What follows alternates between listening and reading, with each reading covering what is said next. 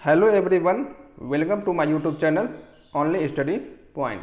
दोस्तों, हमारा आज का जो वीडियो होने वाला है उसमें हम लोग आर के राजपूत के अध्याय 8 प्रत्यावर्ती धारा के चौथे पार्ट को शुरू करने जा रहे हैं। इसके पहले वाले वीडियो में हमने तीसरे पार्ट को फिनिश कर चुके हैं। तो दोस्तों, अगर आपने वह वीडियो अभी तक नहीं देखा है तो आर के राजपूत के प्लेलिस्ट का लिंक मैं डिस्क्रिप्शन में दे दूंगा। आप वहां से आर के राजपूत के सारे वीडियो को 1 बाय 1 करके देख सकते हैं। दोस्तों, ज़्यादा टाइम वेस्ट ना करते हुए हम लोग चलते हैं आज के पहले क्वेश्चन पे। तो हमारा आज का जो पहला क्वेश्चन है वह है त्वचा प्रभाव स्किन इफेक्ट एक चालक पर तब होता है जब फ्रीक्वेंसी जब फ्रीक्वेंसी उच्च होता है तो हमारा स्किन इफेक्ट ज़्यादा होता है। क्योंकि दोस्तों स्किन इफेक्ट जो हमारा होता है, ठीक है, स्किन इफेक्ट होता है वो फ्रीक्वेंसी के प्रोपोर्शनल होता है। यानी जितना ही आपका फ्रीक्वेंसी अधिक होगा वह स्किन इफेक्ट भी उसका अधिक होगा, ठीक है। और स्किन इफेक्ट होता क्या है, तो जब कोई कंडक्टर के धारा आपका सरफेस से होकर जाए तो ये इसका कारण होता है स्किन इफेक्ट, क्योंकि इसके सेंटर से ये धारा नहीं जा रही। यानी आप कह सकते हैं कि इसमें नो करंट, यानी इसमें करंट नहीं होगा, यानी मैक्सिमम करंट आपका सरफेस से होकर गुजर जा रही है। तो ये किस कारण से हो रहा है? ये त्वचा प्रभाव के कारण से हो रहा है। बल्कि आप डीसी में चेक करेंगे तो डीसी में आपका करंट हर जगह समान रहती है। यानी आप कह सकते हैं कि डीसी में हमारा स्किन इफेक्ट का प्रभाव नहीं पड़ता है, ओनली ऑन एसी में पड़ता है, ठीक है। तो ये स्किन इफेक्ट हमारा फ्रीक्वेंसी के प्रोपोर्शनल होता है, यानी फ्रीक्वेंसी हमारा बढ़ेगा तो स्किन इफेक्ट बढ़ेगा। इसीलिए हम लोग कहते हैं दोस्तों कि इसमें RAC यानी AC का जो प्रतिरोध होता है 1.25 RDC, यानी DC का प्रतिरोध आपका AC से कम होता है, क्योंकि AC का प्रतिरोध हमारा 1.25 गुना अधिक होता है, ठीक है। यानी अगर आप कह सकते हैं कि अगर DC का 100 ओम है तो AC क्या होगा, 125 ओम होगा। तो हमारा अगला क्वेश्चन है किस आवृत्ति पर RL समांतर परिपथ शुद्ध रूप से प्रतिरोधक के रूप में व्यवहार करता है? दोस्तों, इसका जो आंसर होगा हम डायग्राम के माध्यम से आपको समझाएंगे, ठीक है। ये जैसे मान लीजिए आप कि कोई R रेजिस्टेंस है, ठीक, इसके पैरेलल में आपका इंडक्टेंस है, ठीक। अगर ये R है, ये L है, तो इसमें आपका IL धारा प्रवाह होगा, इसमें क्या होगा, IR धारा प्रभावित होगा। टोटल करंट क्या होगा आपका I, ठीक, यही ना होगा। तो यह बोल रहा है कि कब ये शुद्ध प्रतिरोधक की भांति व्यवहार करेगा।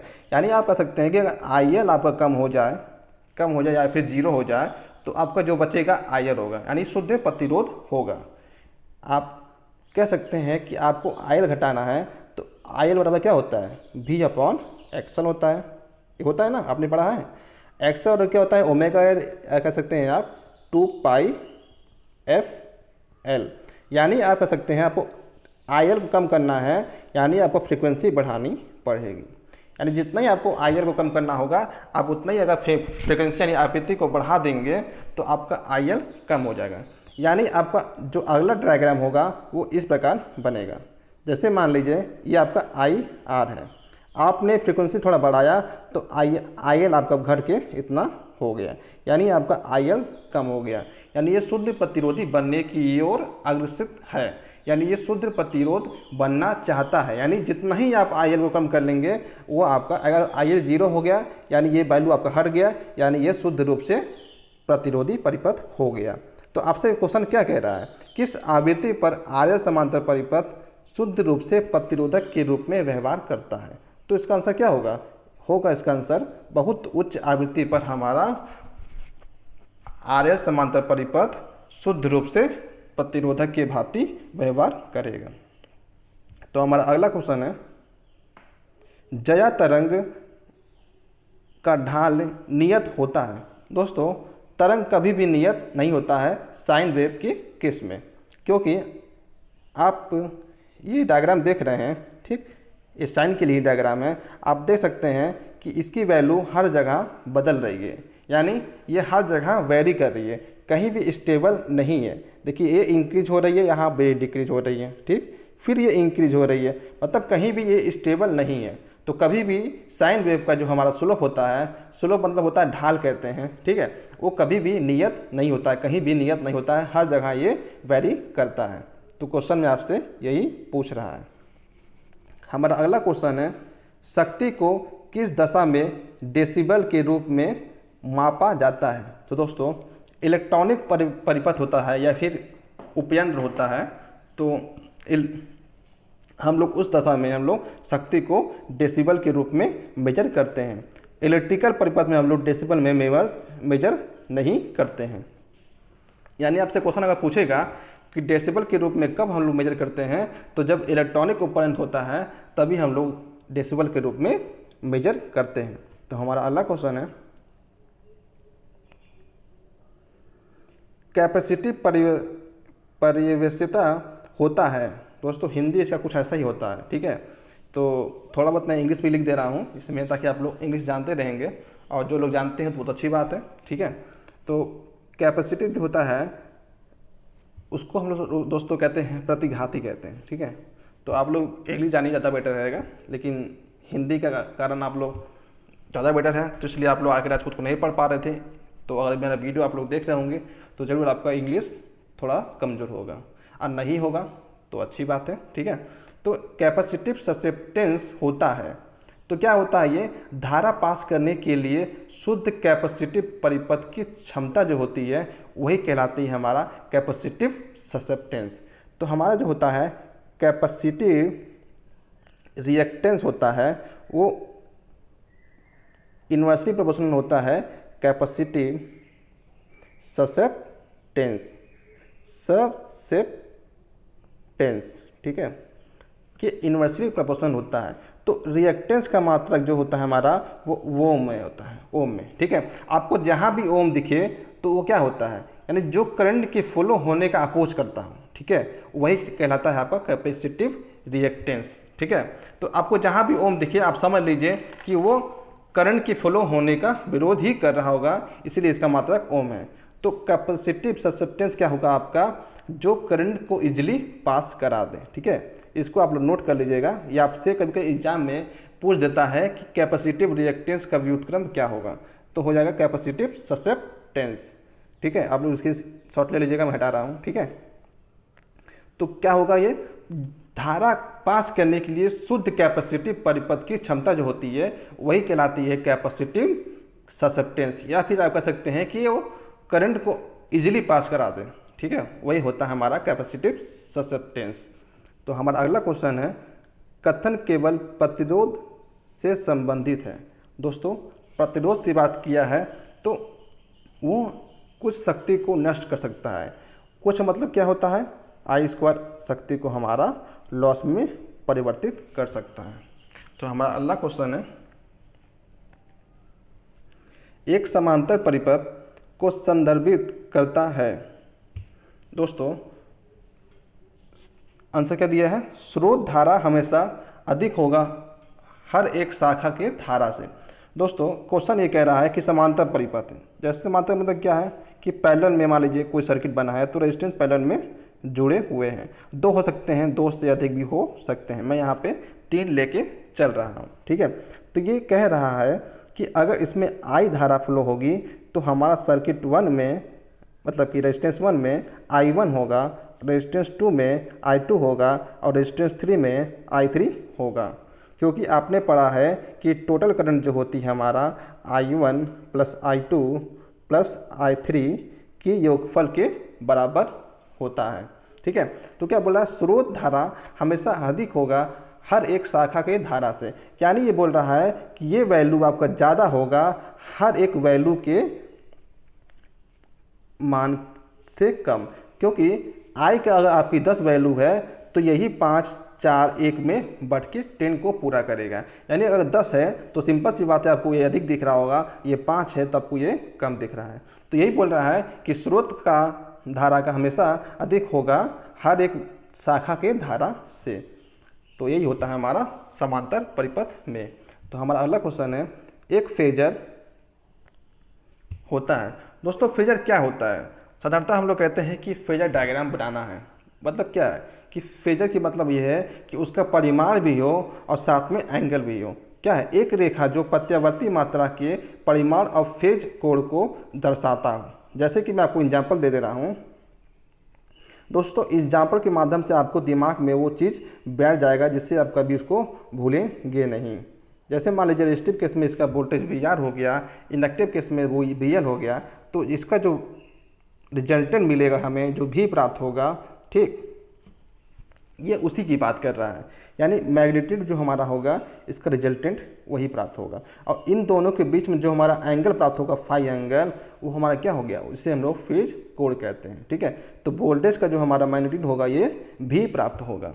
ठीक है, और इन दोनों का बीच का जो हमारा एंगल प्राप्त होगा वो हमारा होगा फाई, यानी फिर फेज कोण जिसे हम लोग कहते हैं, इसे हम लोग फेजर कहते हैं।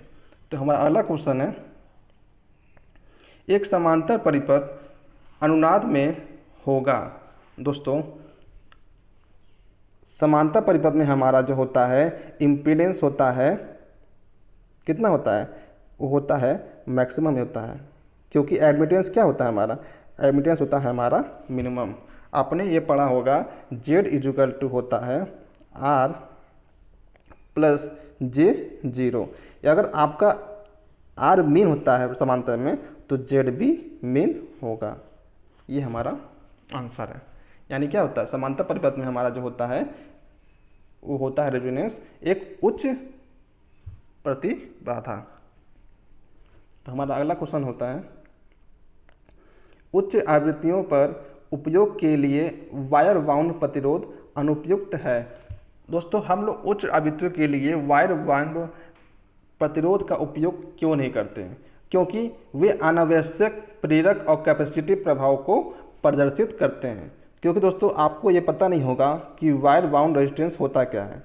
तो ये होता क्या है कि एक सीरीज में मान लीजिए रेजिस्टेंस है, ठीक, इसी के सीरीज में एक इंडक्टेंस हो जाता है और पैरेलल में एक कैपेसिटेंस होता है जिसे हम लोग कहते हैं वायर बाउंड रेजिस्टेंस। तो इसका इफेक्ट हाई फ्रिक्वेंसी के केस में आ जाता है, इसीलिए हम लोग इसका उपयोग नहीं करते हैं जहाँ पे हाई फ्रिक्वेंसी होता है। ठीक है, इसलिए बोल रहा है कि वायर बाउंड प्रतिरोध अनुपयुक्त है क्योंकि वहाँ पे अनावश्यक इंडक्टेंस और कैपेसिटेंस का प्रभाव देखने को मिल जाता है, इसीलिए हम लोग इसका उपयोग नहीं करते हैं जहाँ पे उच्च आवृत्ति होता है। तो हमारा अगला क्वेश्चन है, कुंडली के प्रेरकत्व को बढ़ाया जा सकता है। दोस्तों, कुंडली के प्रेरकत्व को, ये क्वेश्चन काफ़ी बार आपने खेल लिया होगा, फिर हमको बता दे रहे हैं। ये फार्मूला क्या होता है, म्यू n स्क्वायर A/L, यही होता है।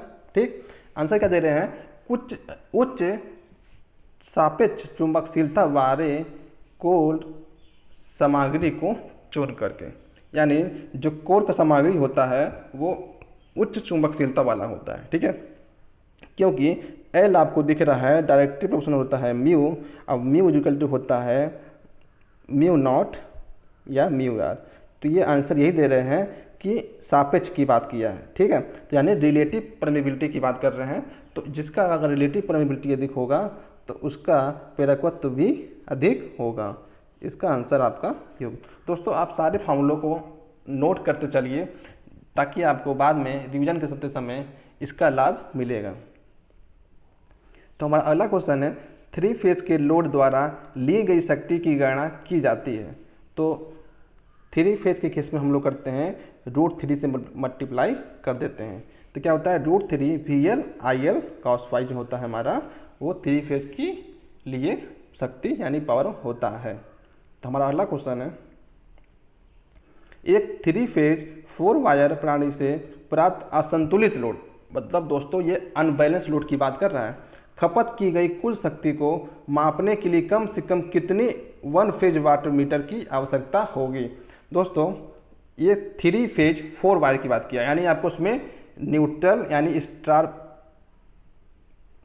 कनेक्शन की बात कर रहा है, क्योंकि आपको वहाँ पे न्यूट्रल देखने को मिल रहा है। ठीक, ये मान लीजिए आपका R है, ये आपका न्यूट्रल हो गया, ये Y, ये B। अनबैलेंस है तो R तो इसमें करंट होगा, अनबैलेंस के केस में आपको न्यूट्रल में भी करंट प्राप्त होगा। वाई में होगा और बी में भी होगा। यानी आपका ऐसे केस में दोस्तों जब चारों में करंट प्रवाहित होता है तो 4-1 कर दीजिए, यानी आपको 3 वाट मीटर की वहाँ पे आवश्यकता होगी। यानी जितने भी करंट आपको धारा मतलब धारा जिसमें प्रवाहित हो रहे हैं वो जितने भी संख्या में, उसका -1 कर दीजिए, उतने ही आपको वाट मीटर की आवश्यकता होगी। तो अगर 4 में हो रही है, क्योंकि न्यूटन में भी है, अनबैलेंस केस में आपका न्यूटन में फुल होगा करंट, तो 4 केस में यानी 4-1 यानी 3 वाट मीटर की आवश्यकता होगी।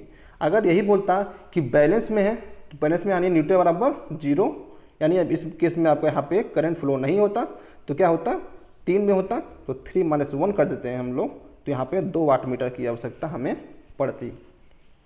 तो इसे आप लोग नोट कर लीजिएगा।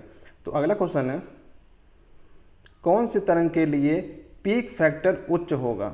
दोस्तों ये बोल रहे हैं कि कौन से तरंग के लिए पीक फैक्टर हमारा उच्च होगा, तो वो होगा हाफ वेव रेक्टिफायर की केस में, क्योंकि पीक फैक्टर जो हमारा होता है दोस्तों, पीक फैक्टर जो होता है, पीक फैक्टर बराबर होता है पीक वैल्यू, ठीक है, peak value upon RMS value, ठीक। तो हाफ वेव रेक्टिफायर के केस में होता है पीक वैल्यू क्या हो गया आपका, ये हो गया Vm, ठीक।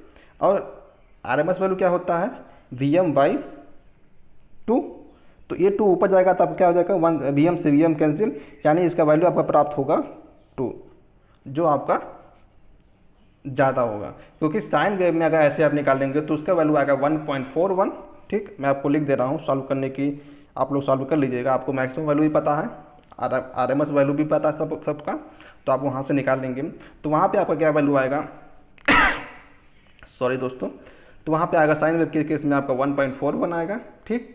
स्क्वायर के लिए आपको पता ही है कि 1 आता है, ठीक। ट्रायंगुलर के लिए केस में आपका आएगा √3, यानी 1√3 या 1.41।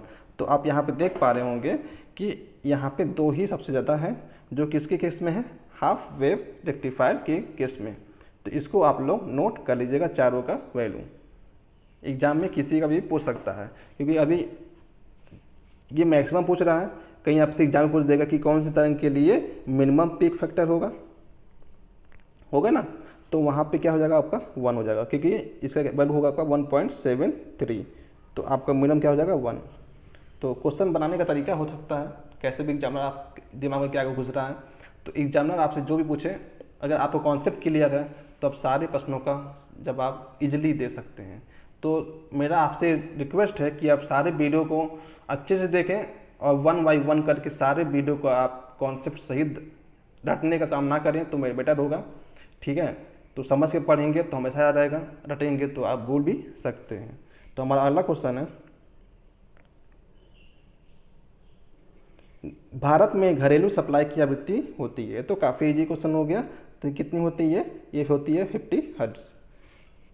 तो अगला क्वेश्चन है, एक कोज्या यानी कोसाइन की बात कर रहा है, तरंग का नकारात्मक अधिकतम मान होता है।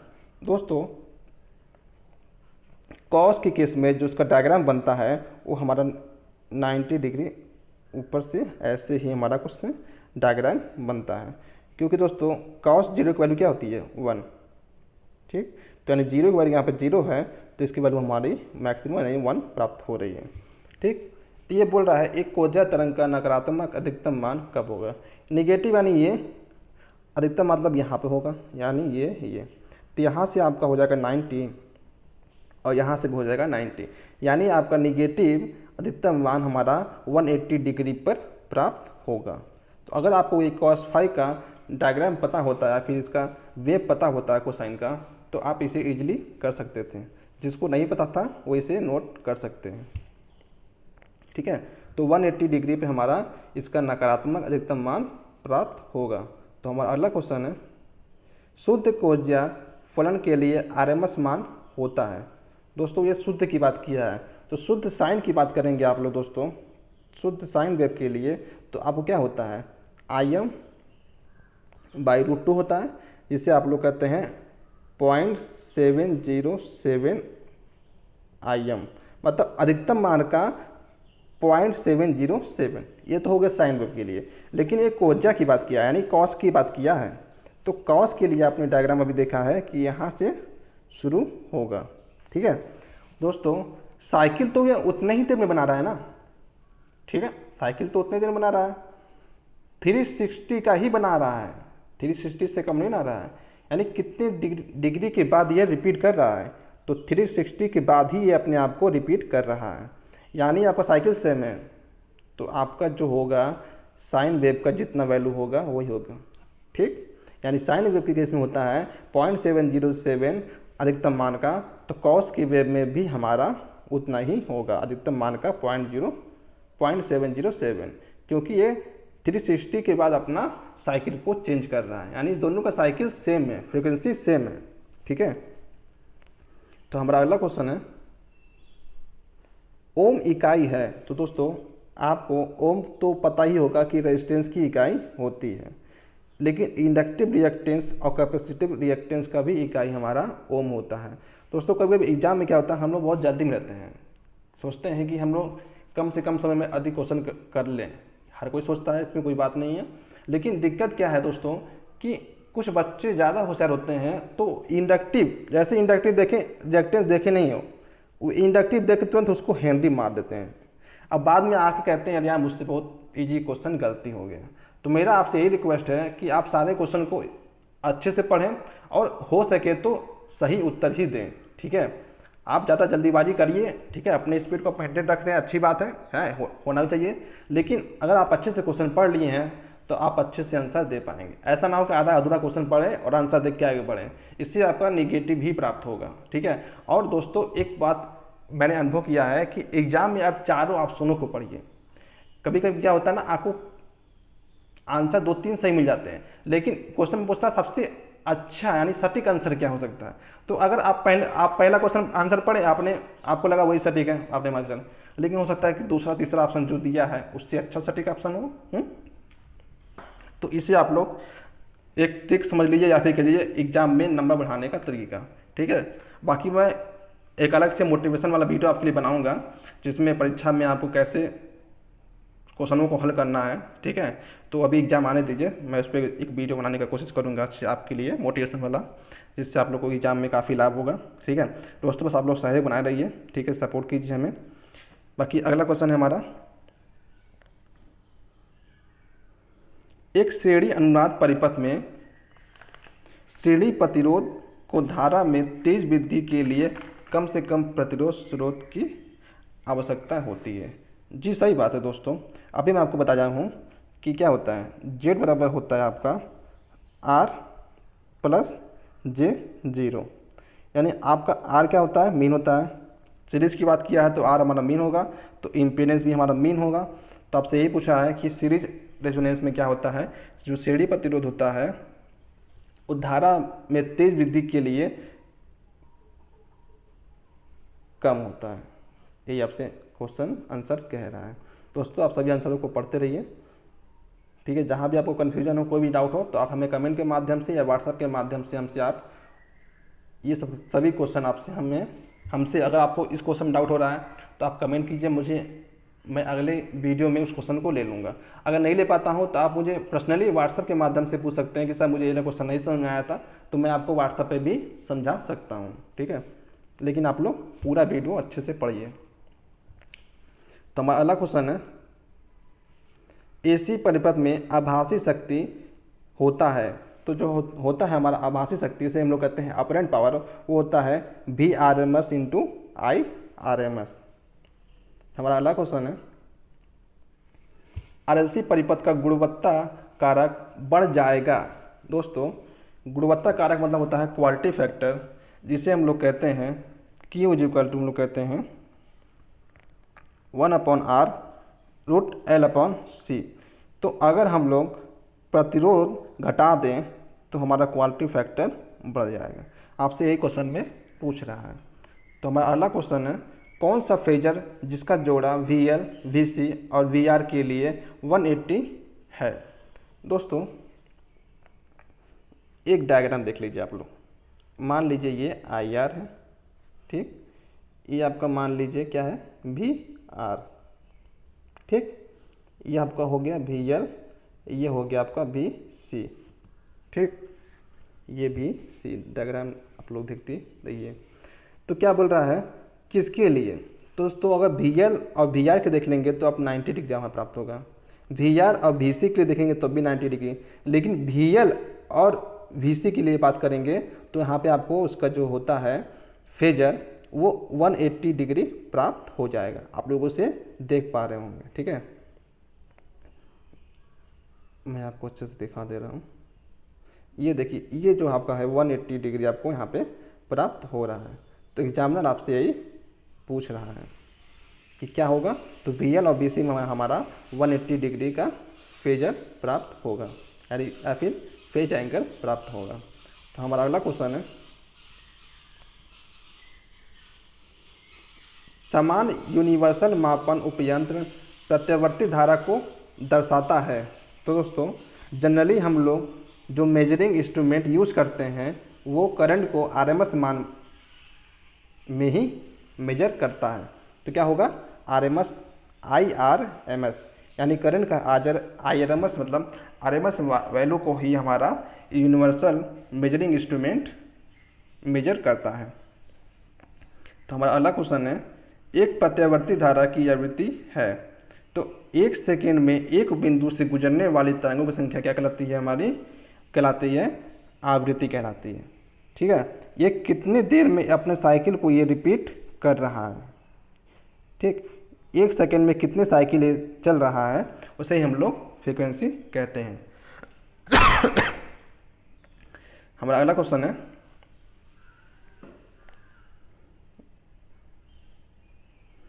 एक प्रत्यावर्ती धारा परिपथ में वोल्टेज और धारा को दर्शाया गया है, यानी V = Vm sin theta, I = Im sin theta plus alpha, ठीक है।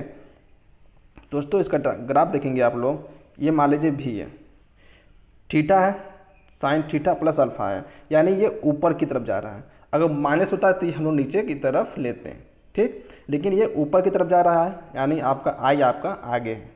आगे मतलब क्या हो गया, लीडिंग, कितना है, अल्फ़ा, ठीक।